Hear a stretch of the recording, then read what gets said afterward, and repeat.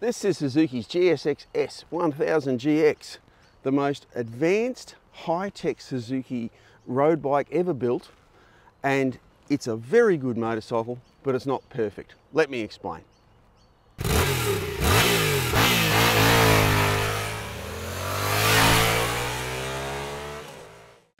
So to kick this video off, I'm going to look at what this bike is. Suzuki's calling it a crossover. I call it a crossover. It's a road bike designed for comfort, being good on the street at road speeds, but also as a sports bike. So this is very much aimed at high performance as well as being a capable bike to ride around just for day rides, for getting around the city, but also adding panniers. You can even get a comfort seat. It comes standard with a rack and be the most versatile road bike you can buy from Suzuki. So the idea is that it's got enough bodywork, it's got handguards to give you some weather protection, but it's still got 17-inch wheels with Dunlop Road Smart tyres, so it gives you great performance for road bike riding and high-speed riding. And being a Suzuki, it's even got fairly high foot pegs. So throw a leg over it.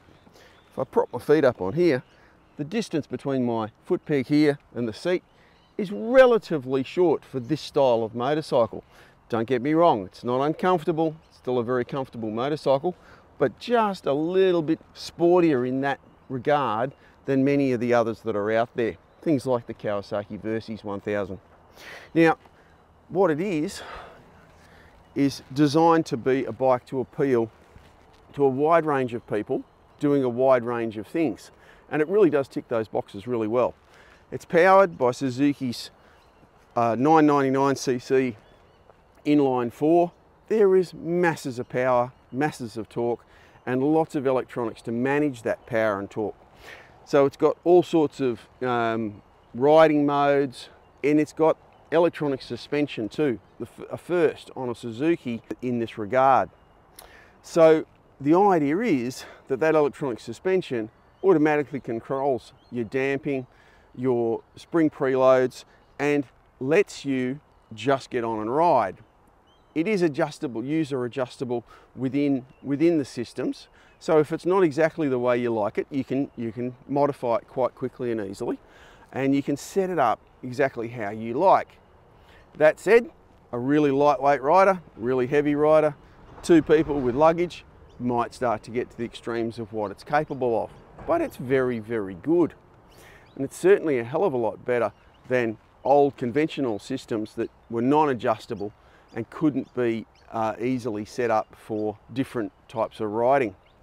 So Suzuki actually describe it as a supreme sports crossover. And I think that's really interesting in that it's got an engine that was originally built for the GSX-R1000 that they modified for the earlier GSX-S1000s, and it's a great motor. There's a few little vibrations through the foot pegs and through the handlebars, but they've put a lot of rubber mounts in place and stuff to minimise that. And as this bike is actually aging, getting a few Ks on it, we're finding it's getting a bit smoother, feeling a bit nicer. But it's generally speaking, it's very smooth, but it does have those 4-cylinder tingles.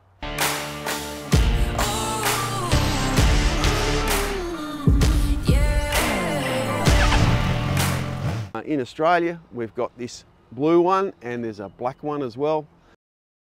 So some of the features of the new GX model include a 6.5-inch TFT display with lots of phone connectivity.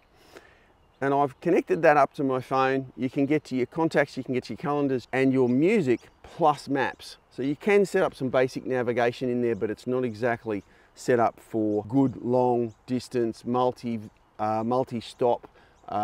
journeys. That's still not in that, but it could come to that, I think, over time.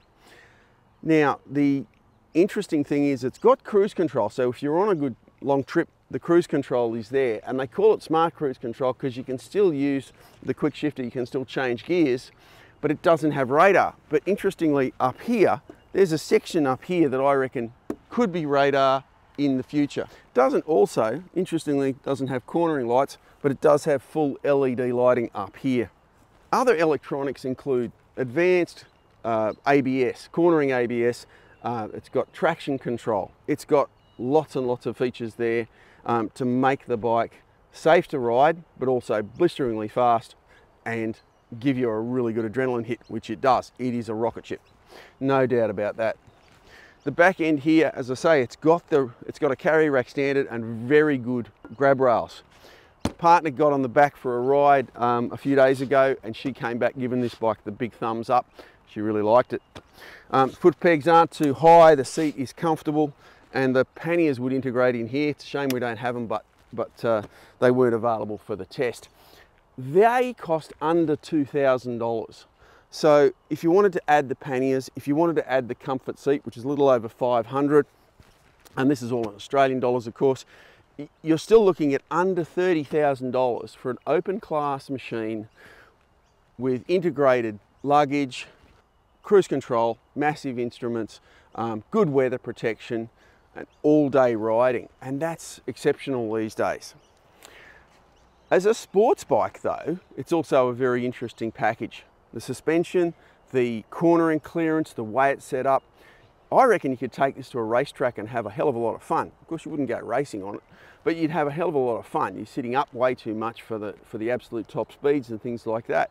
But I reckon it would actually go all right. So if you wanted to do a ride day every now and then, if you wanted to do some training days on a racetrack, this bike would be fantastic. It'd be superb, lots and lots of fun. I think the riding position will suit many, many people. It really does fit quite well. I would prefer, and I'm tall, a slightly higher seat to give me a little bit more leg room between the foot peg and the seat. And I can get that if I bought the comfort seat. So that would give me a little bit more room here, sit me up a little bit higher. The reach of the handlebars is fine, and as part of the modern setup of these style of motorcycles, the handlebars are a little bit wider than most bikes. Now, what would I compare this to? Obviously the Kawasaki Versys 1000 is definitely a comparison machine, and you definitely want to go and have a look at that. This is quite a bit lighter than the Versys 1000, and it's priced a little bit higher than in Australia, but the Versys in Australia is the standard model, doesn't have the electronic suspension, so you are getting a bit more specification with the Suzuki for only a little bit more money, so it's definitely worth a look in that regard. The other bike that it compares directly to in the sense of what it's built to do is the BMW S1000XR, which is one of my favourite motorcycles. It's a lot of fun. It's very high performance and it's got great suspension. But you'll need to have a good look at that and compare it like for like to see if you're happy with the value for money equation with the BMW versus the Suzuki. So the BMWs now come with like a 5-year warranty, but the Suzuki comes with a 3-year warranty if you get it serviced at your Suzuki dealer, and they'll extend the normal warranty of 2 years to 3 years. So the only things about this bike that I think are potential fails if you're thinking about buying one of these is that foot peg to seat distance, a little bit cramped if you're tall. If you're not so tall, that's not going to be such an issue. It's actually pretty easy to get your feet on the ground.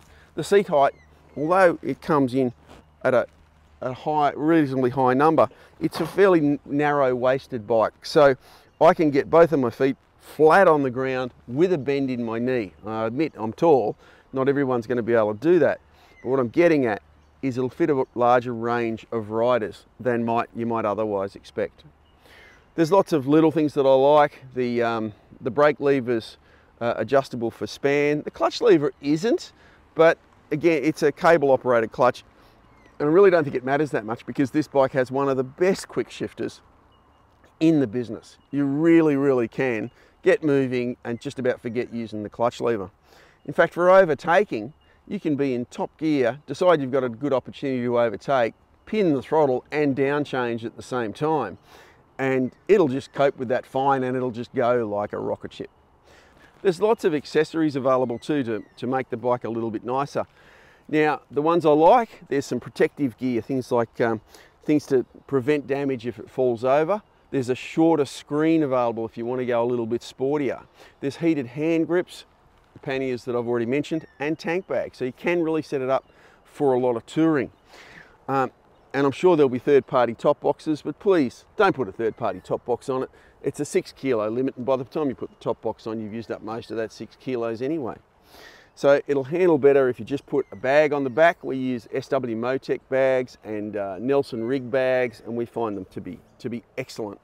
And especially when combined with panniers, it's a great way to carry luggage. You can also get some bling bits and things like tank protectors and things like that. So there's a lot of accessories available from Suzuki, and I'm sure there'll be other accessories available from third-party manufacturers really soon. Now, the crossover style of motorcycle is a really interesting one. I mean, a lot of people look at these bikes and think they're adventure bikes. They're not. They've got 17-inch wheels, they've got road bike tyres, and they are designed for riding on bitumen. However, the riding position, the extra travel in the suspension compared to the average road bike means that they do actually cope better with a decent dirt road than a conventional sports bike or even a conventional sports tourer in general. I haven't ridden this one on the dirt, so I can't say for sure, but I do feel that this would probably be very good to ride on a decent dirt road within the constraints of what it is. If you kind of like the idea of an upright riding position of something like the old V-Stroms, the 1050s or even the 1000s, but you also like to go hard and you think a GSX-R1000 would be great to have in the shed, well, guess what? This is a crossover kind of between the two. Very much leaning more towards the road bike, but still a very good bike to do the long distances on. And if you've got a friend, yeah, this is a really good bike to throw a passenger on and enjoy those two-up rides. There's not a lot to dislike. It's a very good price. There's lots of really interesting tech in the machine. It's very easy to ride fast. It's very easy to ride all day. So check them out when you get a chance.